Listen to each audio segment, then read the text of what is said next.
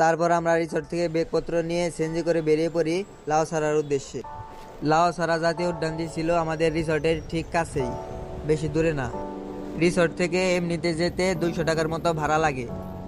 যদি আপনারা 5 জন যান তবুও 200 টাকা, যদি আপনারা 1 জন যান তবুও 200 টাকা।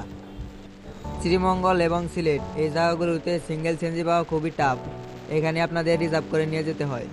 সিলেট বা শ্রীমঙ্গল আপনারা যদি 5 জনের ট্রিপ দেন তাহলে আপনাদের খরচ অনেকটাই কমে আসবে। শ্রীমঙ্গলে কি সিলেটে কি আপনারা যদি লোক সংখ্যায় বেশি থাকেন তাহলে আপনাদের খরচ এমনিতেই কমে আসবে। কথা বলতে বলতেই দেখেন আমরা চলে আসলাম লাউসারা জাতীয় উদ্যানে। এটা হচ্ছে লাউসারার বাইরে এনভায়রনমেন্ট। আমার কাছে ভিতরের থেকে বাইরেই বেশি ভালো লেগেছে। চাইলে আপনারা এটা পড়তে পারেন যে সেখানে কি কি আছে। বাইরে চাইলে আপনারা খাওয়া দাওয়া করতে পারবেন, এখানে অনেক খাওয়া দাওয়ার দোকান ছিল। আপনাদেরকে লাউসারার জাতীয় উদ্যানের ভিতরে ঢোকার আগে বানরদের কিছু কর্মকাণ্ড দেখায়।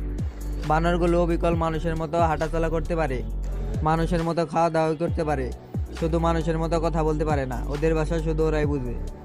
দেখেন এখানে বানর দেখার জন্য কত ভিড় লেগে আছে। তারা বানরকে খাবার দিচ্ছে, বানরও সুন্দরভাবে তাদের কাছে এসে খাবার নিয়ে খাবার খাচ্ছে। একটি বানর তো দেখেন কাছে চড়ছে। দেখ কি ফেলেছি রে, দেখ মানুষের নাগাল একবারে।